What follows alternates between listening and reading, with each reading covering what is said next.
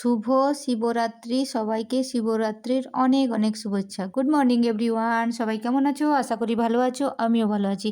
পুতুল দেব ব্লগে নতুন একটা ভিডিওতে তোমাদের অনেক অনেক স্বাগতম। এই যে রেডি হয়ে গেছি, বান্ধবীর বাড়ি বক্রেশ্বরের কাছাকাছি, ঝাপড়তলা নাম জায়গাটার, ওইখানে যাব বান্ধবীর সাথে একসঙ্গে শিবরাত্রিতে। আজকে বক্রেশ্বরের শিবরাত্রিতে পুজো দেব। এবার রেডি ফেডি হয়ে গেছি। আজকে লাল পাড় সাদা শাড়ি পরেছি, তার সাথে হালকা জুয়েলারি পরেছি, আর হাজব্যান্ড ছেড়ে দিয়ে আসবে। আমি রেডি ফেডি হয়ে ওকে ফোন করব। ও বলছে তুমি থাকবে, আমি ছেড়ে দিয়ে চলে আসব। আর বিকেলবেলা তুমি দুবরাজপুর পর্যন্ত হাজব্যান্ডের মানে বান্ধবীর হাজব্যান্ডকে বলবে ছেড়ে দিতে, তারপরে নিয়ে চলে আসবো। ওর বাড়িতে থাকার প্ল্যান ছিল 2 দিন, কিন্তু ছেলের যেহেতু এক্সাম আছে ওই জন্য থাকবো না। যখন ছেলের এক্সাম ফিনিশ হয়ে যাবে তখন গিয়ে থাকবো। আর তোমরা দেখো লাইনটা একদম, ওই যে যত দূর চোখ যাচ্ছে তোমাদের, যত দূর মানে যদি ওটা কি বলা যায়, হাফ কিলোমিটারের একটুখানি হয়তো কম হবে, এতটা ভিড় এতটা ভিড়। আমি ফোন করে দিয়েছিলাম, বান্ধবী ওখানে গিয়ে লাইন দিয়েছে, আর ওই লাইনের মাঝে আমি ঢুকে যাব। এই দেখো, মোটামুটি এতক্ষণ থেকে দাঁড়িয়ে আছি। আমরা গেছিলাম ওই 9টার দিকে, তো আমরা পুজো দিতে পেরেছিলাম ওই 1:30 2টোর দিক, পৌনে 2টোর দিকে। দেখো লাইন কাকে বলে, দেখো কষ্ট। এই যে আমার বান্ধবী দাঁড়িয়ে আছে, সোনালি, ওই যে লাল পাড় সাদা শাড়ি পরে, ও হচ্ছে আমার বান্ধবী। সবাই এখানে লাল পাড় সাদা শাড়ি পরেছে, কিন্তু তোমরা সবাই হয়তো ভাববে যে বান্ধবী, ওই যে হাত দিচ্ছে, ইশারা করছে, ওই হচ্ছে আমার বান্ধবী। ও লাইন দিয়েছে, তারপরে পুজো ফুজো দেওয়া হলো।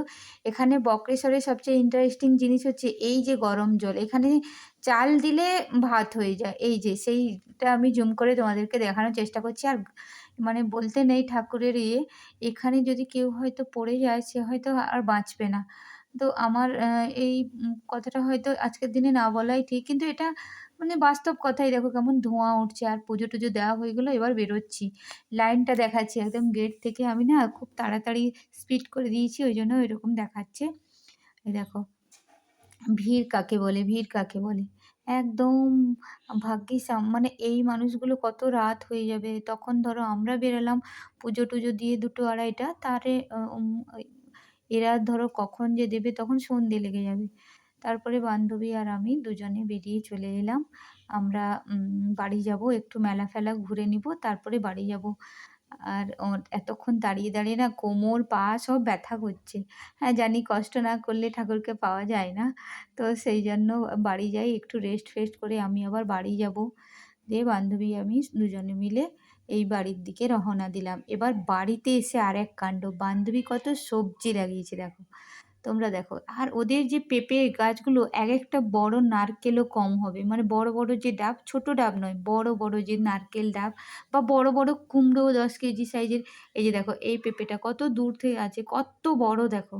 আর বান্ধবীর বাড়িতেই সবজির মানে সেই সবজির মাঠও কম হয়ে যাবে। দেখো কত সুন্দর সুন্দর বাঁধাকপিগুলো হয়েছে, আর এখানে ফুলকপি হয়েছে। তারপরে তার পাশে নানা রকম শাক হয়েছে, আমি শাক টাক নিইনি। আর বেগুন, কত বেগুন হয়েছে দেখো। আর এগুলো কিছুটা ফুলকপি নষ্ট হয়ে গেছে, কিছুটা খেয়েছে। এই দেখো কত ছোট্ট ছোট্ট ফুলকপি হয়েছে। তারপরে এদিকে শাক আছে, পালং শাক, তারপর পালং শাকগুলোর ফুল হয়ে গেছে। আর বান্ধবী আমার জন্য কত কিছু রেডি করছে। ওই যে আমার বান্ধবী বলছে, তুমি তো থাকবে বলে থাকছো না, তাহলে অল্প সবজি নিয়ে যাও। আমি বললাম তাই দাও, কিন্তু আমি এখন থাকবো না, আমার ছেলের পরীক্ষা, যেহেতু পরীক্ষাটা শেষ হয়ে গেলে ওদের ঘরে গিয়ে থাকবো, তোমাদেরকেও দেখাবো যে আমার বান্ধবীর ঘরে আমি কতটা মজা করলাম, আর আবার গিয়ে কত মজা করব। এই হচ্ছে আমার বান্ধবী সোনালী মণ্ডল। খুব ভালো বান্ধবী আমার। মানে শ্বশুরবাড়িতে হচ্ছে আমার বান্ধবী শ্বশুরবাড়ির কাছে। তারপরে ওই ফুলকপি টুলকপি তুলে দিল। আবার ফুলকপিতে একটা জিনিস নতুন দেখলাম, কত বেগুন তুলেছে দেখো। এই যে একদম টাটকা, নিজের হাতের লাগানো সবজি আমাকে দিচ্ছে ও। তারপরে একটা দেখো, আমি অতদিন কলা জোড় দেখেছি, ফুলকপি জোড় দেখিনি। এই যে ওর পাশেই ছিল, ও ভেঙে দিল এইটা। এই যে এই দেখো, এই যে ফুলকপির ছোট্ট মতো হয়েছে, মানে ফুলকপির সাইডেই ফুলকপি। এই যে এই জায়গাটা থেকে আমি আবার আঙ্গুল দিয়ে ওটাকে ভালো করে মেনশন করছি, তোমরা যাতে দেখতে পাও।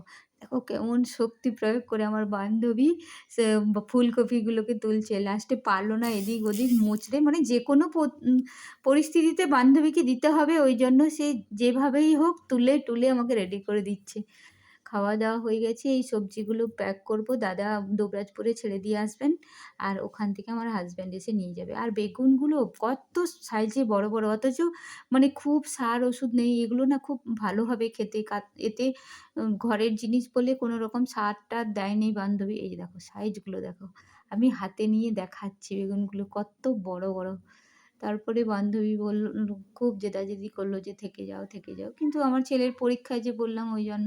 এই দেখো আমি কত বেগুন পাড়ছি। আমি না এরকম করে বেগুন মানে পারিনি। আমাদের ওইদিকে তো অতটা চাষ হয় না। আর এদিকে বেশ অনেক রকম সবজির চাষ হয়।